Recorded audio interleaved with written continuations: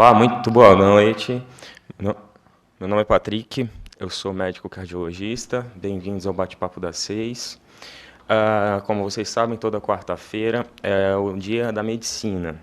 Lembrando que nós estamos transmitindo também simultaneamente pelo YouTube e pela Rádio Sim FM 106.1. E ontem nós comemoramos o Dia Internacional da Asma. Hoje, para falar um pouco mais sobre esse tema, nós convidamos duas colegas pneumologistas, doutora Kênia Schultz e doutora Tamires Mota Peroba. Muito bem-vinda, doutora Kênia. Muito obrigada, obrigado pelo convite. É sempre bom vir aqui falar sobre os assuntos relacionados à pneumologia e trocar as ideias, orientar as pessoas. Muito obrigada pelo convite. Doutora Tamires Mota, muito bem-vinda. Obrigada, é um prazer estar aqui novamente. Muito bem. E o nosso objetivo, inicialmente, é para esclarecer as pessoas sobre essa doença respiratória tão comum que a gente chama de asma. Para começar, eu vou perguntar para a doutora Kênia, como que a gente define o que seria asma e quais são os sintomas mais comuns da asma? Bom, a asma é uma doença inflamatória das vias aéreas, né? As vias aéreas a gente pode considerar do nariz até o pulmão, né? Só que a asma, ela ocorre uma inflamação nas vias aéreas inferiores, que são os caninhos ali onde passa o ar no pulmão. Essa inflamação é uma inflamação crônica, não é aguda. Ela surge geralmente com fatores genéticos envolvidos, né? A criança pode nascer com uma predisposição genética a desenvolver essa inflamação das vias aéreas, ou também pode adquirir ao longo do tempo, tem alguns fatores de risco envolvidos. Sendo uma inflamação das vias aéreas, os principais sintomas são tosse, chiado no peito, falta de ar. Às vezes pode vir acompanhado de uma secreção clara, uma secreção da própria inflamação. Lembrando que não é infecção, é uma inflamação e a principal característica dessa inflamação é ser uma inflamação crônica. Muito bem, muito importante isso. E fazer uma pergunta para a doutora Tamires, que sempre existe, imagino eu, que nos consultórios vocês devem sempre ouvir essa dúvida. Doutora Tamires, existe diferença entre asma e bronquite? Então, a bronquite, como a doutora Kênia falou, é a inflamação das vias aéreas inferiores, dos brônquios, né? E ela pode ser causada por vários fatores, inclusive a asma. Então, a asma, ela causa uma bronquite, né? Uma inflamação. Então, quem tem asma tem bronquite, né? E não necessariamente a bronquite só pela asma, pode ser por infecções, né? Outros fatores envolvidos. Entendi. Muito bem. E como que a gente diagnostica, doutora Kênia? Como que a gente faz a partir do momento que a gente tem uma suspeita? Como que a gente chega no diagnóstico de asma? A asma, o principal diagnóstico é o diagnóstico clínico. Então, essas manifestações clínicas, quando o paciente chega num pronto-socorro com uma história, mesmo que aguda, de uma tosse, de um chiado, deve haver uma investigação da história para checar se essa história já não é um pouco mais crônica do que naquele momento, por exemplo, no atendimento no pronto-socorro. Isso é muito comum acontecer, porque o paciente chega, às vezes, ao pronto-socorro com uma crise de asma, sem nunca saber que teve asma. Então, é o médico que tem que ter essa visão de investigar e checar se tem uma história atrás disso um pouco mais crônica.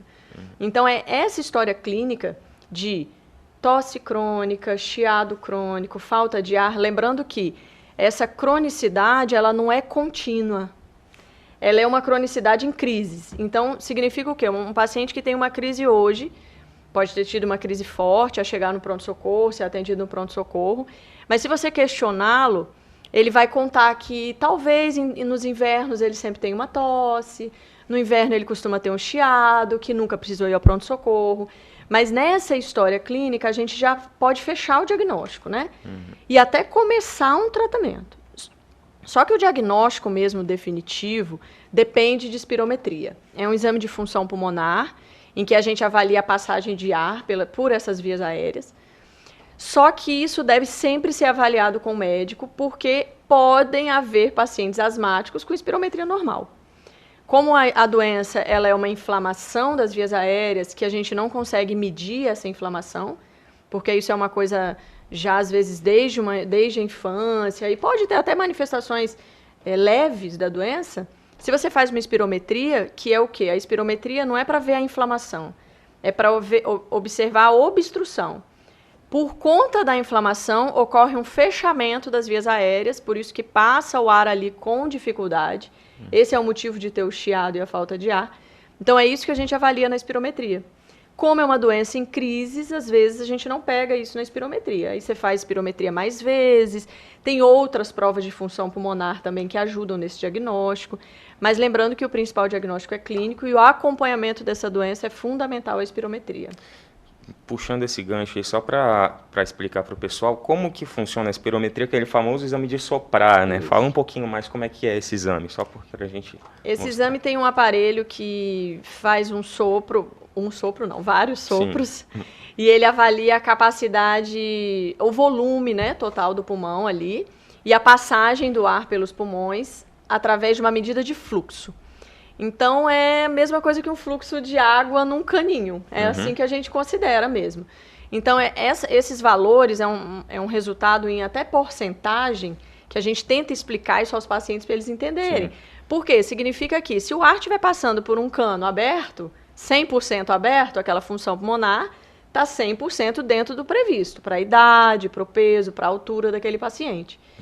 Já se ele tiver uma obstrução, ou seja, os caninhos estiverem mais fechados, essa obstrução vai ser 60%, 80%, 50%. E isso é que gradua a doença. Essa graduação também é clínica, claro, mas também usa-se esses valores de função pulmonar para avaliar a gravidade. Então, e na crise também, né? Quanto mais obstruído, mais grave o paciente é. Então, é uma avaliação que existem provas de função pulmonar que dá para fazer até no pronto-socorro, né? Ou a gente acaba usando muito mais as manifestações clínicas no pronto-socorro por ser mais fácil acesso. Muito bem. Doutora Tamires, existe algum fator de risco, alguma causa bem determinada para asma? Então, o paciente asmático, ele tem uma predisposição, geralmente uma predisposição genética, muitas vezes tem uma história familiar, né? E ele está sempre exposto ao ambiente, a fatores que podem desencadear os sintomas, né? Podem piorar a inflamação brônquica e ele pode estar tendo as crises, né? As exacerbações. Então, por exemplo, um cheiro forte, né? A mudança do tempo, um tempo mais frio, a fumaça, né? Principalmente fumaça de cigarro, os pacientes asmáticos, eles se queixam muito, né? E isso são fatores de risco para desencadeamento dos sintomas, né? Para exacerbação. E para asma propriamente dita, principalmente o fator genético. Né?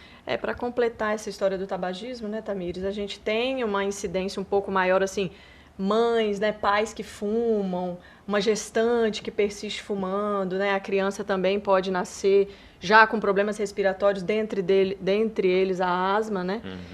E crianças prematuras, né? Crianças que desenvolvem alguma infecção muito na vida infantil, lá logo que nasce, né? Essas crianças que desenvolvem o que a gente chama de bronquiolite infecciosa na infância, elas também têm maior chance de desenvolver asma depois. Lembrando que a definição de asma é mais após os 4 anos de idade, né? Até os 4 anos, aquela criança com pulmão imaturo, isso é importante também as pessoas saberem, porque uma criança que até os 2, 4 anos de idade ainda tem esse pulmão com uma predisposição muito maior de, ao pegar uma infecção respiratória, desenvolver também tosse, chiado, e isso ser até crônico, né? Assim, ser mais frequente do que numa criança que não pega tanto essas infecções.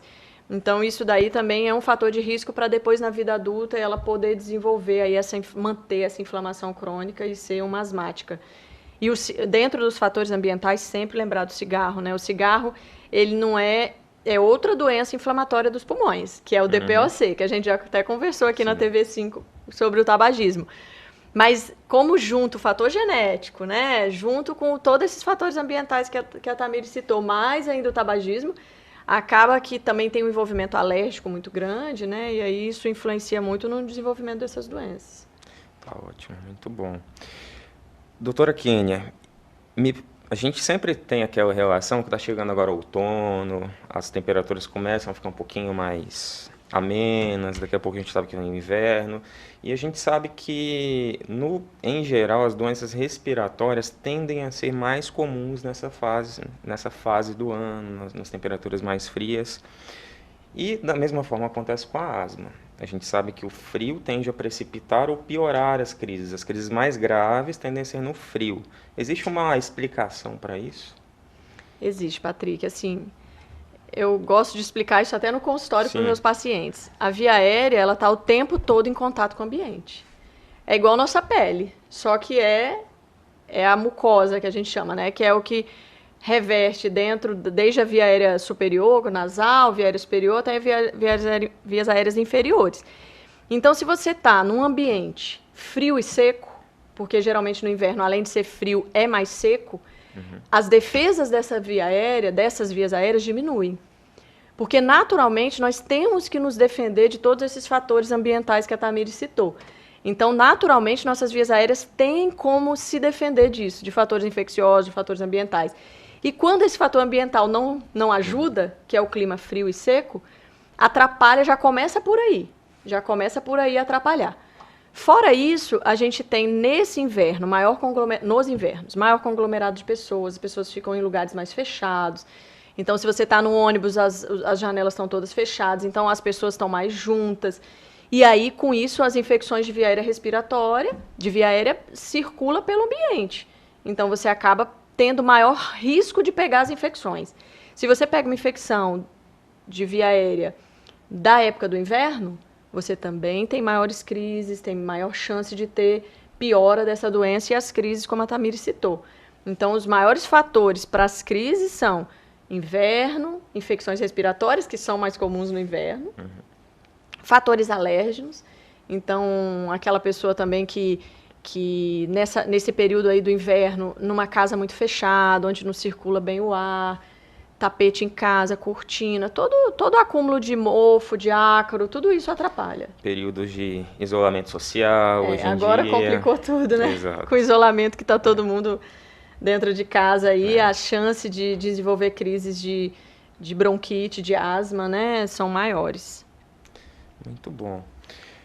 Doutora Tamires, vamos falar um pouquinho agora de tratamento. Só lembrando que a asma é uma doença, como vocês bem falaram, não tem cura. A asma a gente consegue tratar e consegue controlar. Como que deve ser feito o tratamento e o controle da asma, Tamires? Então, por não ter cura, a gente tem que manter esse paciente o mais controlado possível, sem sintomas, né? É basicamente isso.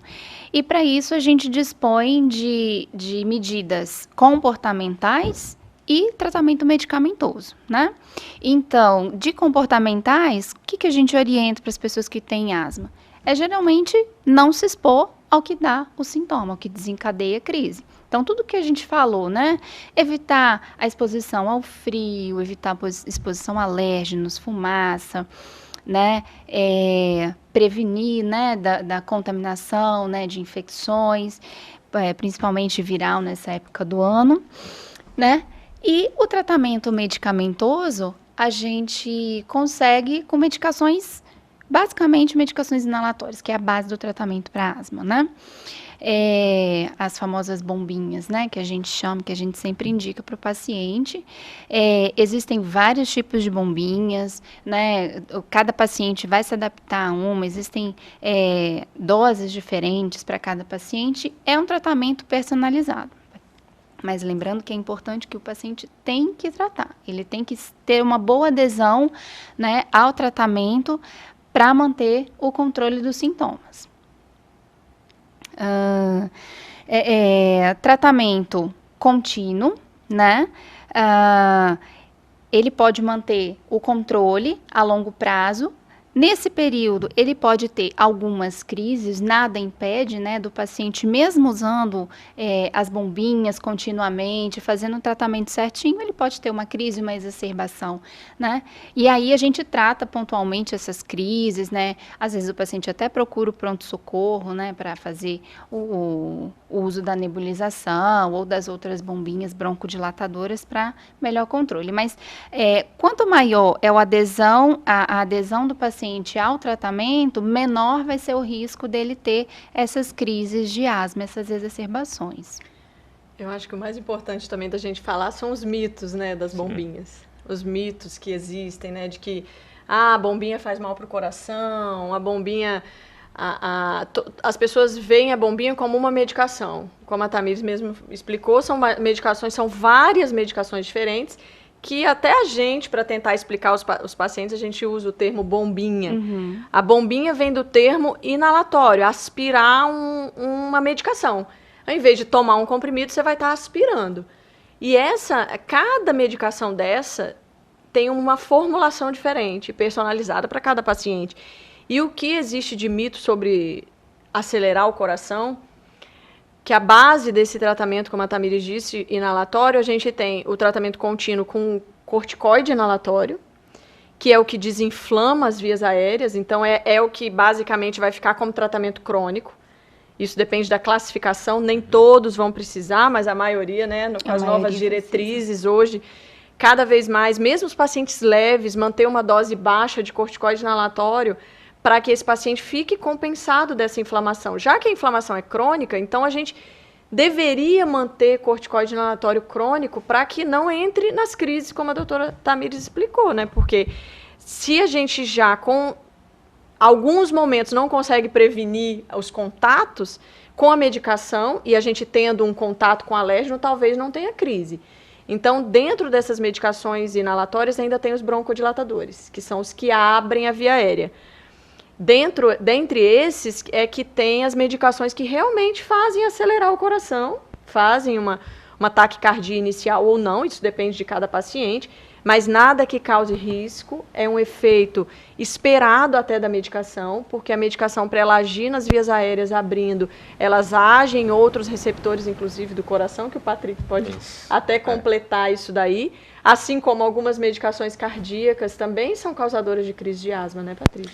Exatamente. Alguns medicamentos da classe dos beta-bloqueadores os não seletivos, podem gerar crise de asma, por isso que nesses pacientes a gente sempre se preocupa em usar alguns medicamentos específicos, ou algumas classes mais seletivas para exatamente evitar essas crises. E é muito frequente os pacientes terem doença pulmonar e terem doenças cardíacas. Exatamente. Então é muito importante as pessoas serem orientadas pelos especialistas de que não é porque você tem asma e porque você tem um problema cardíaco, mesmo que seja uma arritmia, que você não pode usar uma medicação inalatória. Não é bem assim, né? Exato. A gente consegue usar uma medicação, selecionar uma medicação para aquele paciente, fazendo exatamente isso daí que você explicou, né, Patrick? Então, esses mitos são muito perigosos, a população acaba ou usando errado, ou deixando de usar uma medicação que um médico prescreveu por conta desses mitos que aparecem aí sobre até uso errado de medicação, né? Antigamente não tinha realmente todas as opções de medicamento que a gente tem hoje. A gente tem hoje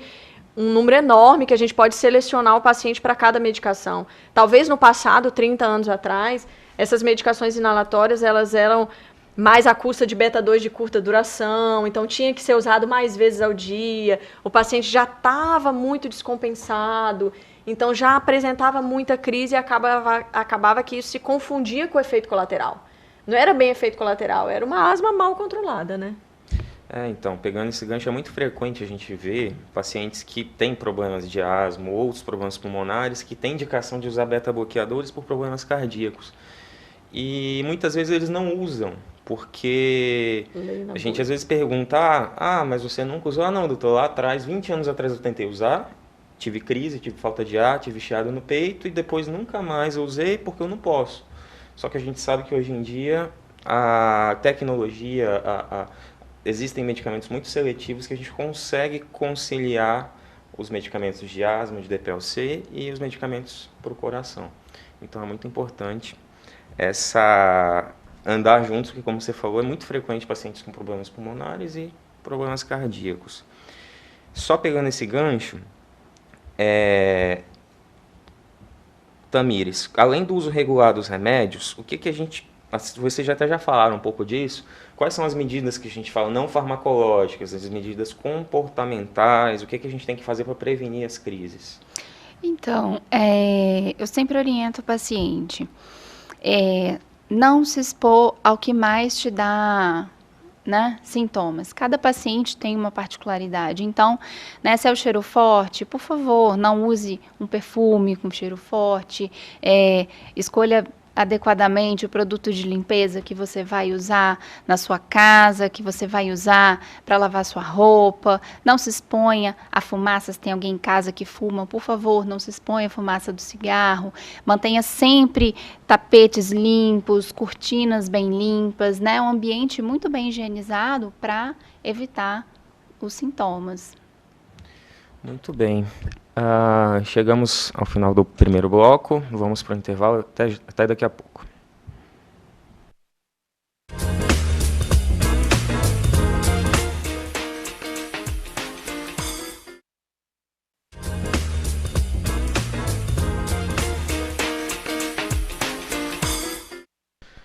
Olá, voltamos para o segundo bloco do Bate-Papo das 6. Hoje nós estamos falando sobre asma.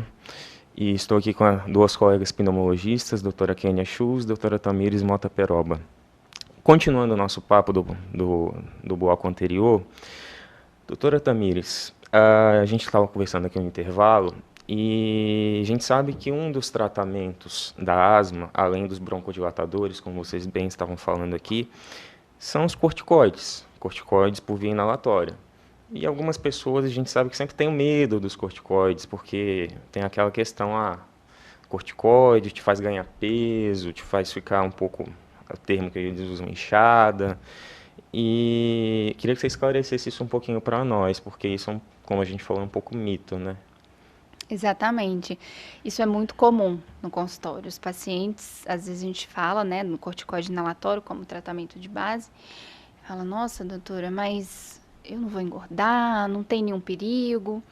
E aí a gente sempre explica, o corticoide inalatório, ele tem absorção, né, inalatória, claro, a pessoa vai inalar o corticoide e ele vai depositar a maior parte, né, no sistema respiratório, nas vias respiratórias, chegar até as vias respiratórias inferiores, né? E ele tem alguma absorção sistêmica? Tem, mas é muito pouco, é muito baixo. Então, os riscos de complicações sistêmicas são muito pequenos, né? A gente sempre orienta quanto aos efeitos colaterais tópicos, né? Mais externos. Então, a gente sempre orienta, você vai usar o corticoide inalatório? Tem que fazer a higienização da boca. Eu sempre falo, faz um bochecho, faz um gargarejo e cospe, né? Para estar limpando essa região, para evitar, por exemplo, a candidíase, né? Oral, candidíase faríngea. Mas eu sempre deixo os pacientes mais tranquilos, né? A absorção sistêmica do corticoide inalatório é baixa. Então, as complicações, elas são muito pequenas ou quase raras de acontecer. E eu acho que dentro desse mesmo gancho dos corticoides, a gente tem outro problema, que são os pacientes que já, às vezes, por longo tempo, usam corticoides orais. Sim. De que forma usa-se, né? Como eu estava falando no bloco anterior, realmente no passado, não tão longe, né? Um passado aí de uns 30 anos atrás, as medicações não tinham essa modernidade que tem hoje. Então, realmente, os pacientes necessitavam de medicação, quando usavam medicações de crise, que é broncodilatadores, abrem as vias aéreas. Então, a crise é o fechamento das vias aéreas. Se você usar um broncodilatador, vai aliviar naquele momento. Se usava muito esses medicamentos, né, que são o salbutamol spray, que é o fenoterol na nebulização, o famoso Berotec da nebulização, né? Então, essas medicações que se usava muito e não tinha o que a gente chama de medicação de controle, que a doutora Tamires explicou, que são as medicações que você usa todo dia para aí sim evitar as crises. No passado, se você só tinha esses beta-2, né, esses broncodilatadores de curta duração, que agem naquele momento da crise, Com 15 minutos age, com 2 horas perde o efeito. Então, daqui 2 horas, eles tinham que usar de novo. E já se usava o corticoide oral, que é uma medicação que desinflama as vias aéreas. Então, os pacientes, eles têm um conforto na crise do uso do corticoide oral também, tá? Então, na hora que toma um comprimido de corticoide, o paciente chegava a ficar aí uma semana, 15 dias, né? Assim, quando usava alguns dias dessa medicação, melhorava as crises, não precisava mais tanto do salbutamol spray, do fenoterol. Então, o paciente achava que tinha que ficar usando aquele corticoide, aquele comprimidinho branquinho. Ah, doutora, vem no consultório e diz, doutora, eu só melhoro quando eu tomo esse comprimido. Então, esses pacientes que chegam até a gente sem o tratamento adequado, que estão usando essa medicação nas crises, e com isso as crises vão ficando mais frequentes. Então, ele vai começando a usar aquele medicamento com muito mais frequência. Se antes ele usava um comprimido de corticoide a cada mês, a cada ano, ele começa a usar a cada semana. E aí chega pra gente já aquele paciente aí sim, cheio de efeitos colaterais. Essa medicação, sim, usada de forma errada, contínua, sem orientação médica, porque claro que tem medicações que deve ser usada essa medicação também de uso contínuo, mas na asma, o uso do corticoide oral, que aí sim tem todos esses efeitos colaterais que a doutora Tamires relatou, essa medicação é em último caso oral. A gente vai usar uma medicação inalatória, como a doutora Tamires explicou, que é uma microdose. Então, é 1 grama dividido por 1000. Quando você inala, mesmo que tenha absorção sistêmica, que vá para o corpo através das vias sanguíneas, né, do sangue, é muito pouco. Diferente do que você toma em miligramas ali, 20 miligramas, 30 miligramas, 40 miligramas, que você toma pela boca, tem que absorver pelo estômago até chegar na via aérea, quer dizer, já faz todos aqueles efeitos colaterais no corpo, aí sim, incha, ganha peso, reduz a imunidade, que isso sim, o ganhar peso tem a ver com inchaço. Não é ganhar peso de gordura, né, doutora? Uhum. É ganhar peso de inchaço. E talvez o pior efeito colateral é a redução da imunidade. Então, isso a gente tem que chamar muito a atenção, porque é uma medicação de fácil acesso e que realmente é usado nas crises, melhora as crises, e o paciente erroneamente fica usando sem acompanhamento médico. Então, essa é a maior preocupação. Nós, quando estamos acompanhando pacientes no ambulatório com asma, a gente vai aumentar a dose de medicação inalatória até o máximo para esse paciente melhorar. E ele vai melhorar, assim. Raramente a gente precisa de manter oral, né, doutora? E ainda tem outras medicações que a gente pode estar associando ao corticoide inalatório para tentar evitar ao máximo ainda o uso do corticoide oral. Isso aí. A doutora Tamires lembrou muito bem, assim, porque essas bombinhas, a base do tratamento é inalatória.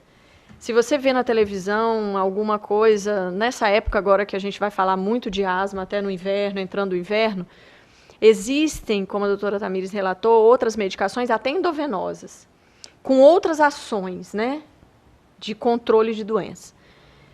Todas essas outras medicações, elas vêm associadas à medicação inalatória.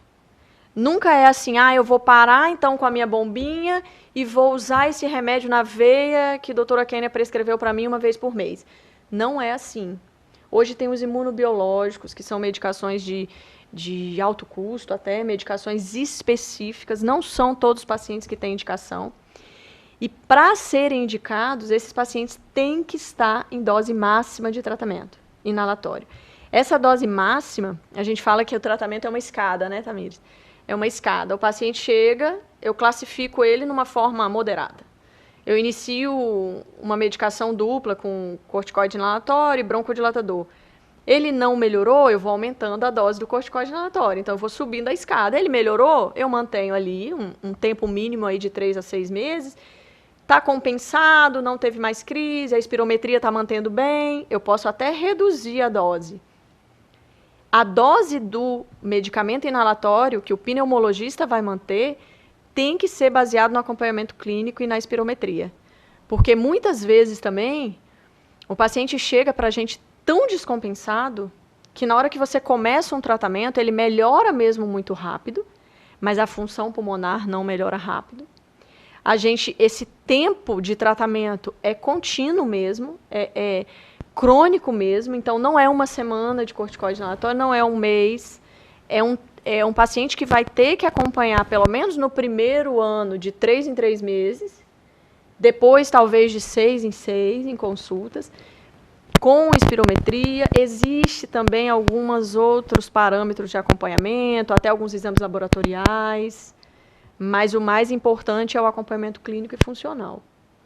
Muito bom. E só, eu acho importante lembrar, pegar um gancho que você falou agora há pouco, corticoide via oral, é a famosa prednisona, é o que mais é utilizado. E a gente vê, realmente, como você bem falou, muitas pessoas usando prednisona cronicamente. E isso pode trazer muitos malefícios, muitos efeitos colaterais. A gente vê muitas vezes não só prednisona sozinha, a gente vê algumas fórmulas, as famosas fórmulas manipuladas, que tem corticoide no meio, e que num curto prazo, no primeiro momento, são bem benéficas para alguns problemas de saúde, incluindo asma, como alguns outros problemas. Mas a gente sabe que no longo prazo, são raríssimos os casos que precisam tomar corticoide por via oral por um longo período. Então é muito importante o que vocês falaram, de ter muito cuidado com isso. Muito bem. Passando por um próximo tema, um outro ponto que a gente estava discutindo aqui, a gente sabe que os pacientes com asma, existem 3 pontos que acho que é importante a gente diferenciar, Tamires. Primeiro, a asma propriamente dita. Segundo, pacientes que têm muita alergia e outros que têm meramente uma rinite alérgica. Qual que seria a diferença desses 3 pontos? Então, a asma, como a gente falou, é uma doença inflamatória das vias inferiores e que, na maioria das vezes, pode ser por uma alergia, uma atopia, pode ser a causa, né? A rinite alérgica é a inflamação, né, do nariz, né, da mucosa nasal, e também tem como principal causa a alergia, né, tanto que todo mundo fala, tô com alergia, né, nariz coçando. E rinite e asma, muito, muito comum eles estarem associadas, né? Muito comum o paciente vem muito sintomático da asma, quando você vai ver, a rinite também tá junto, tá associada, né? Mas são coisas totalmente diferentes, elas têm tratamentos direcionados, tratamento para asma é um, tratamento para rinite é outra, né? Geralmente, né, tem o corticoide, é a base, né, do tratamento para as duas, né? E a alergia não é que a pessoa tem asma que ela tem alergia. A alergia pode dar vários outros sintomas que não seja, né? Desencadear os sintomas da asma, rinite, problemas cutâneos. Então, é ficar atento a isso. Rinite é uma coisa, a asma é outra. Cada uma tem, né, o seu tratamento específico, mas podem ter a alergia como base, como desencadeadora de sintomas. Dentro desse tratamento que eu estava falando agorinha, das medicações de opção e direcionar o paciente, a gente classifica ele até em relação a essa coisa da alergia. A gente chama isso de fenótipo, né? Tem o fenótipo do asmático alérgico e tem o fenótipo do asmático mais inflamado. O fenótipo alérgico, ele tem que ser tratado muito mais, assim, conjunto, ele geralmente vai ter rinite junto, pode ter atopia de pele junto. E o tratamento, ele até é um pouco diferente do que aquele fenótipo mais inflamado. O fenótipo mais inflamado, que não tem muita relação com a alergia, o paciente pode não ter rinite, pode não espirrar e ter só crises de asma e crises de asma graves. Porque o processo inflamatório está mais importante do que o processo alérgico. É um pouco difícil de entender essas diferenças mesmo, porque as duas coisas estão juntas, a inflamação e a alergia. Elas vêm juntas, da via aérea superior até inferior, como a doutora Tamires explicou. Mas existe forma de nós médicos diferenciarmos isso e aí sim individualizarmos o tratamento para cada lado. Nós estamos falando do corticoide, que tem uma ação muito mais na inflamação. Quando a gente vê crises de alergia, até de atopia de pele ou rinite, também tem indicação em alguns casos usar corticoide. Então, esses caminhos de resposta inflamatória com o gatilho da alergia é o que chama atenção na asma. E é muito importante lembrar da inflamação, não é simplesmente uma alergia. É uma alergia também, né, Tamires? Não só alergia. Exatamente, é o que você bem falou, esses gatilhos que muitas vezes desencadeiam uma alergia, mas não só uma alergia, como uma crise de asma também, né? E falando nesses gatilhos, nessas crises, Kênia, o que você tem para falar para nós sobre quais essas possíveis complicações da asma? O que pode acontecer de mais grave nesses pacientes que a gente precisa ficar atento? Independente da classificação inicial do paciente. Se ele vai a um pneumologista, se eu estou atendendo um paciente hoje, e eu classifiquei ele como um asmático leve. Por que ele é leve? Porque ele falou para mim que ele teve uma crise muito leve, nunca foi atendido ao pronto-socorro, nunca precisou ser internado, tem poucas crises ao longo do ano, crises que não atrapalham a vida do paciente, não atrapalham seu trabalho, não atrapalham sua atividade física.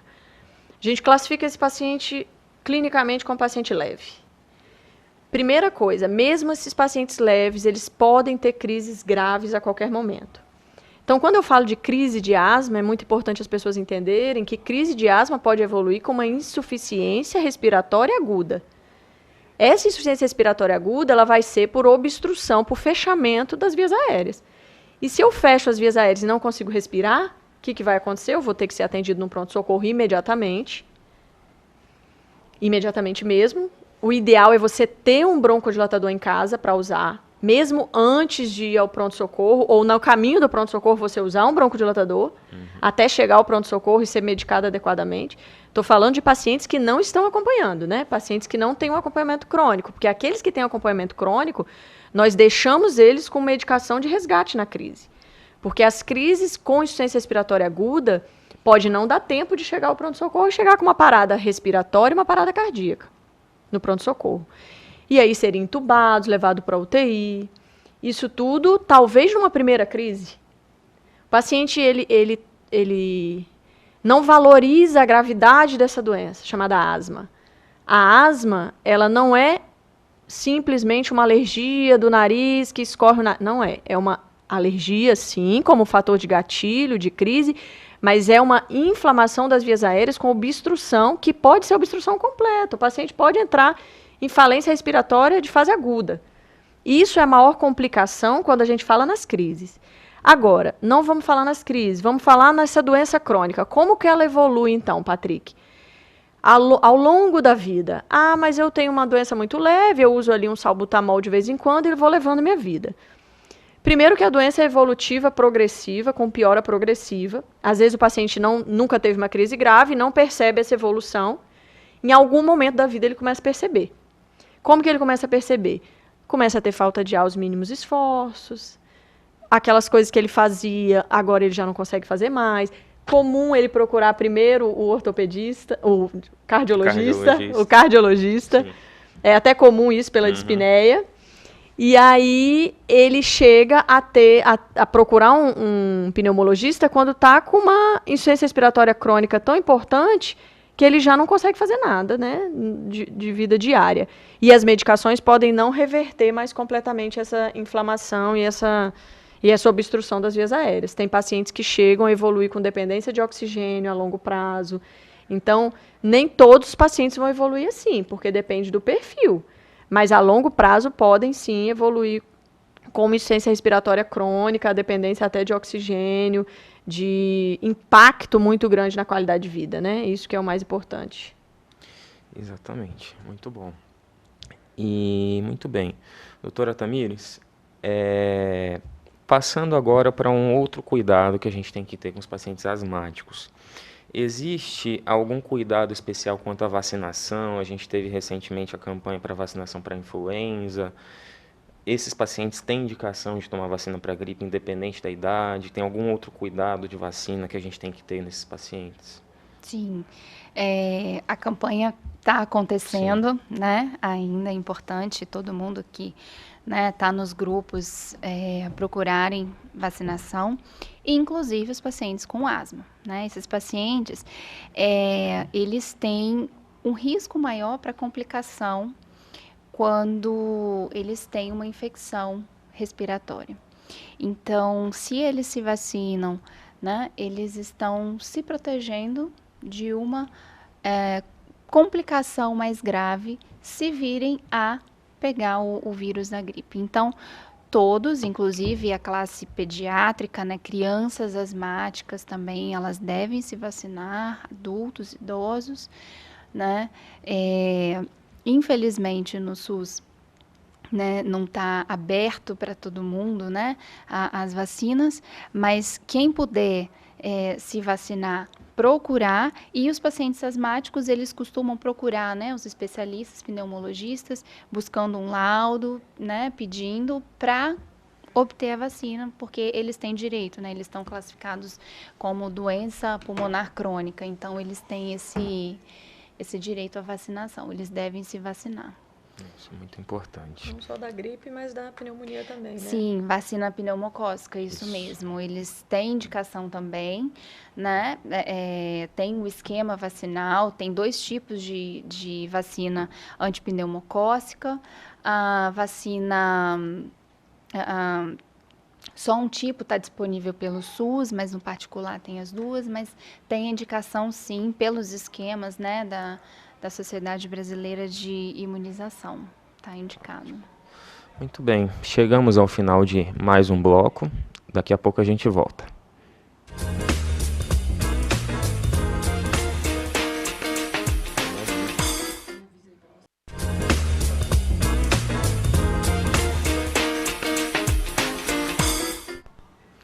Olá, chegamos ao nosso terceiro bloco do Bate-Papo das 6. Hoje o tema é asma. E dentro do tema asma, que como a gente sabe é uma doença respiratória, a gente não tem como fugir do atual momento que a gente está vivendo, da pandemia de coronavírus.